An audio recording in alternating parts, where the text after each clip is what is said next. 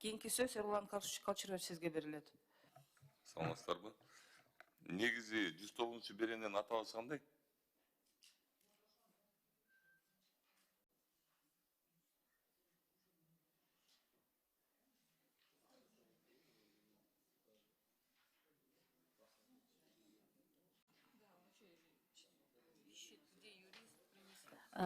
Необоснованный отказ в приеме детей в организации дошкольного и школьного образования. Шуну айтып атасыздар, Жок, 109 берененин эмеси кандай, аталышы кандай? 15 главаны айтып атасыз, Жок, 109 берененин айтып атам. Юристиңер барбы жаныңызда? Мына юристим отурат жанында, айтып койсоң берененин аталышын. Мындай юрист катары. Как называется 109 статья? 109 статья. Даярданып келдиңер беле? Надира Сынташевна. То материалыңар жок экен. Эмне болсо таппай атасыңар. Билим алуучунун билим алуу укугун жана Кыргыз Республикасынын билим берүү жөнүндө мыйзамдарында каралган укуктарын жана эркинчиликтерин бузуу же мыйзамсыз чектөө. Ушинтип аталат. 109 беренеги. Толугунан негизи 109 берененин аталышын сурап атам мен силерден.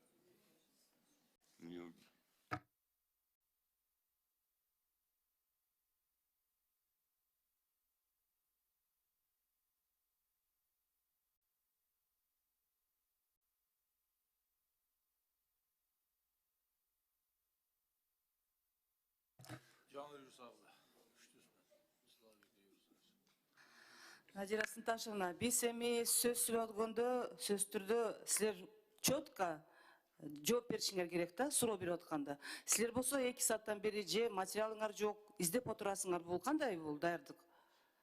Силердин мыйзамыңарбы же кимдин мыйзамдары?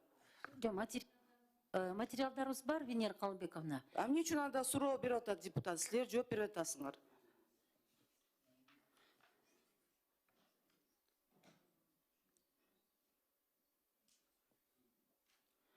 Дагы бир жолу сурооңузду кайталап коесузбу? 109 берененин аталышы.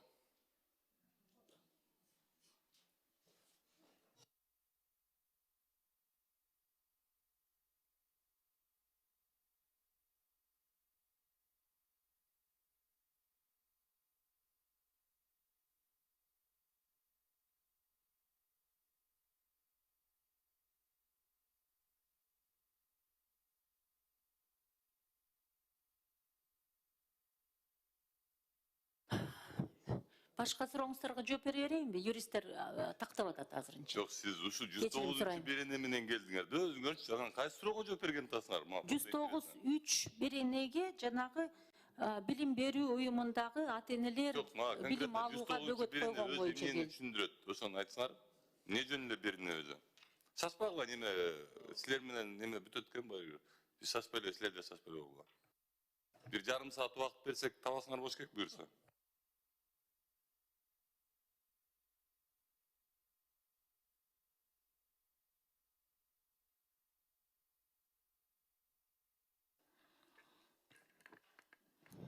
Жооп бересиздерби, Надира Сынташевна? Син юристтерибиз издеп атат азыр ошол кодекстен. Эми уятта, Надира Сынташевна, өзүңөр ушул мыйзам менен келдиңер. Бул мыйзамды отуйдо силер билишиңер керек. Силер ошо 109га толуктоо киргизип атасыңар да, мындайча айткандачы. 109 өз эмне экенин билбей атасыңар. Макул, анда кайра даярданып келели, юристтерибиз даяр эмес экен. Жок, кайра даярданып келбейсиңер. Ушул жерден жооп бергиле. Юрист отурасыңар, замминистр отурасыңар, уятмы? Жооп бергиле. Негизи ушу качып кутулуп биздин мындай немеге карап мындай көндүңөр да. Силер кандай окубай келесиңер, келатпы?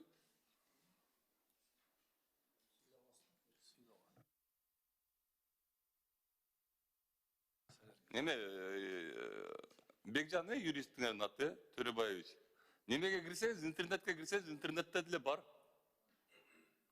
Малик аты, юристибиздин аты. Ушулбу? Ну, айтычы. Распространение предметов порнографических характера. баракелде, Азаматсыңар. Анан эмне башка бирине табылган жокпу силер азыр толуктоо киргизгенге? Эмнеге порнографияга алып барып аны кошуп атасыңар? Кичинекей балдар жөнүндө немен мыйзамды эмнеге ага алып барып туруп, ошол именно порнографияга алып барып туруп кошуп атасыңар?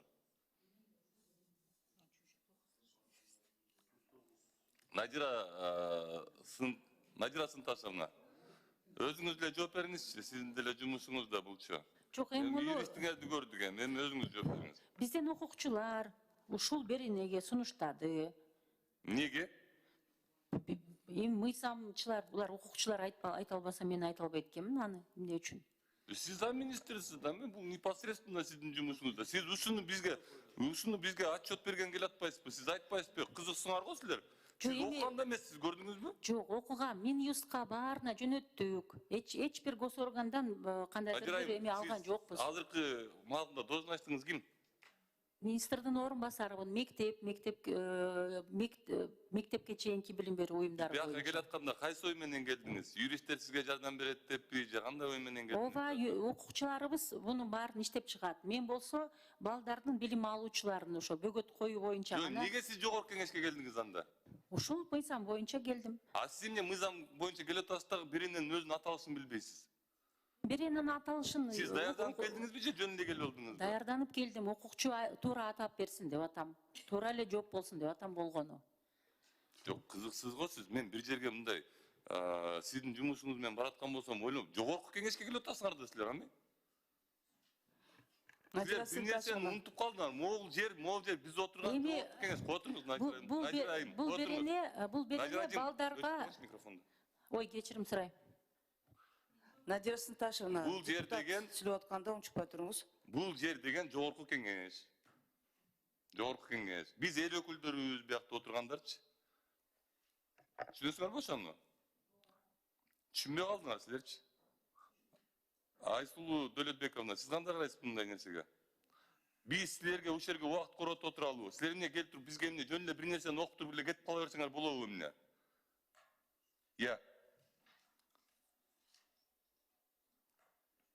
Жөн мен түшүнбөй атам, бул эмне, биз эмне бала бачада турабызбы эмне? Билбейсиңер беренен аталышын. Жооп берсем болобу? Макул беренен аталышын эптеп бир нерсе кылып таптыңар жарым сааттан кийинчи. Эмнеге ушул беренеге толуктоо киргизип атасыңар? Башка берене калган жокпу силерде? Жооп берсем болобу? Болот. Ушул беренеде балдар менен байланышкан бүт социалдык учурлар экен. Ошон үчүн биздин укукчулар ушул беренеге толуктоо киргизип атат. Бардык мамлекеттик органдар бизге мындай сунуштарын гана берди. Ушул беренеге киргизген туура болот деди. Порнография боюнча беренегеби? Жок, бул беренеге эмес да. Беренедин 109-3 пунктуна киргизип атабыз да.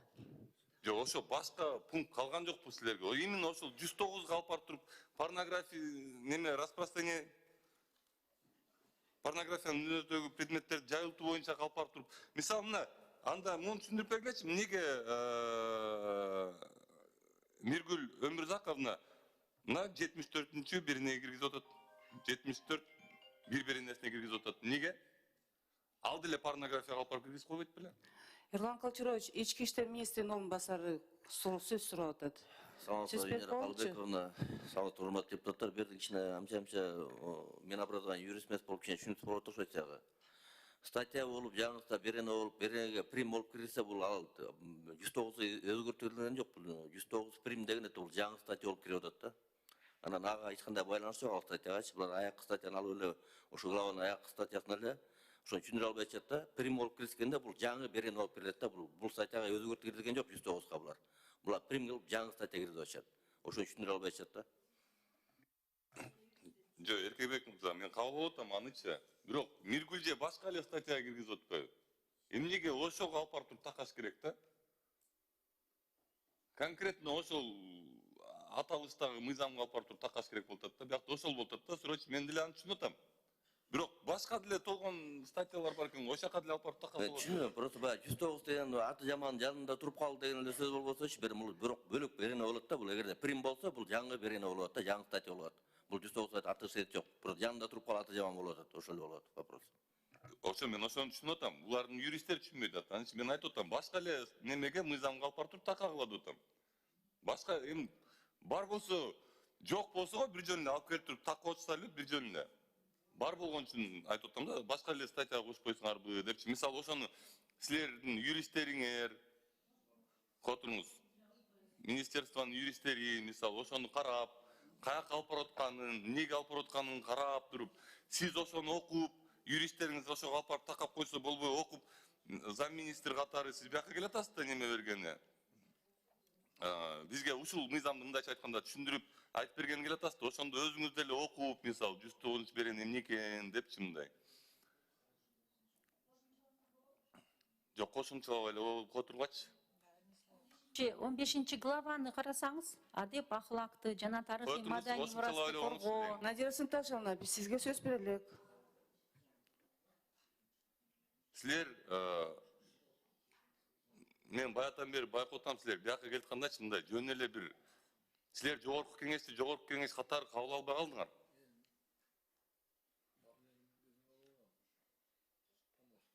Шерге келип жарым саат немеңерди, беренеңердин атын издеп атасыңар. Юристиңер менен отуруп айланайын. Юристиңер эмне иш кылат өзү? Бул жерде отурабыз депутаттар силердин алдыңарда. Же туура эмес айтып атам Венера Калмбековна. Баягыда дагы келип алып айтышты. Биз даярданып келеличи деди. Бүгүн да биз даярданып, андан мурун да айткан биз даярданып келеличи деп. Анда давайте бир ай өткөрбөй коелук, шашпай даярданууга.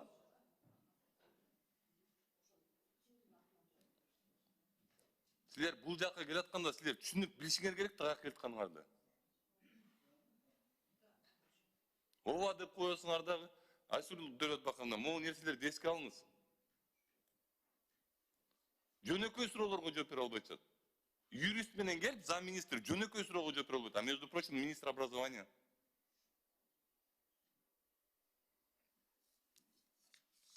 Рахмат. Рахмат, Ерлан Калчурович.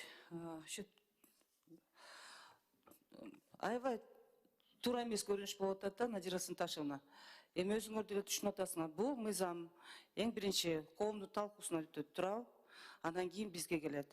Ошол процедураны өткөндөн кийин силер ушул мыйзамды отурдо билишиңер керек. От точки до запятой дегендей. А силер өзүңөр берген суроолорго өзүңөр жооп бере албай атасыңар. Андан кийин ушул мыйзамга ушул өзгөртүүлөрдү киргизип атасыңар, керекпи ушул? Же керек эмеспи? Сиз өзүңүздөрдүн ички жумуш менен ушуларды күчөтсөңүздөр болот да, туурабы? Ошол тартипти, ошол көзөмөлдү, же обязательно ушундай штраф керекпи, штрафтар керекпи, же ушундай статьяларды киргизип атасыңарбы, керекпи ошолор? Урматтуу Венера Азыр жооп бербеңиз, Надира Сынташевна, мен азыр сөздү берем депутатка, ошолорго жооп бересиздер, ушул суроолорго. Кийинки сөз Жылдыз Эсенбековна сизге берилет. Вот вы здесь предлагаете опять накладывать штрафы на родителей, если они будут там, действия, предусмотренное статьей, частью 1 настоящей статьи, неисправленное в течение месяца или совершенное повторное в течение 6 месяцев после вынесения предупреждения, влечет наложение штрафа на физических лиц, должностных лиц в размере 55 расчетных показателей, на юридических лиц 170 расчетных показателей. То есть вы сейчас хотите опять же наложить штраф на родителей. У нас в последнее время очень много штрафов. Это вызовет очень большой негатив со стороны населения. Я категорически против того, чтобы вы опять штрафовали население. Придумайте другие механизмы, чтобы родители вели детей в школу, и механизмы наказания какие-нибудь другие, кроме штрафов. С чего они будут платить эти штрафы? С какой зарплаты? У нас очень высокая зарплата. Жооп бериңиз, Надира Сынташевна. Хорошо. Эми буга чейин биз ар бир ошо ата-эне менен социалдык кызматкер, социалдык педагог, класс жетекчи, директор, жергиликтүү бийлик бирге иштечи да. Балдарга билим бериш керек, балдарды мектепке жибериш керек деп. Анан бирок президенттин жарлыгы чыкты 561. Ошо жерде так турат да, ар бир балага ошо бөгөт койбош керек эч ким деп. ар кандай себептер менен балдарды кээде иштетип да жатат жана башка себептер болуп атат. Ошон үчүн башында сиз айткандай эле туура түшүндүрүү иштери, эскертүү, анан бул такыр айла кеткен учурда да, такыр ата энелер такыр алып барбай койгон учурда. Мен анын баарын түшүнүп атам, но я категорически против штрафов. Какие другие механизмы разработаете?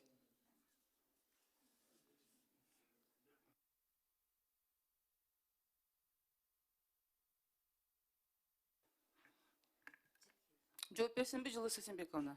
Жоопту уктуңузбу? Рахмат. Анда кийинки сөз анда. Еще вы здесь четко не прописали механизм домашнего обучения. Тоже вы начнете штрафовать их тоже. Анда мындай да, ар бир ата эне эгерде балама үй бүлөлүк билим берем десе арыз жазылат.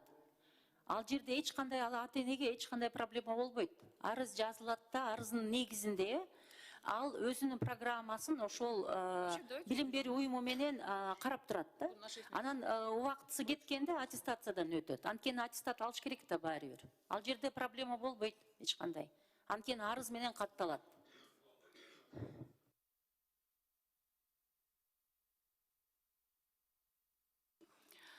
Кийинки сөз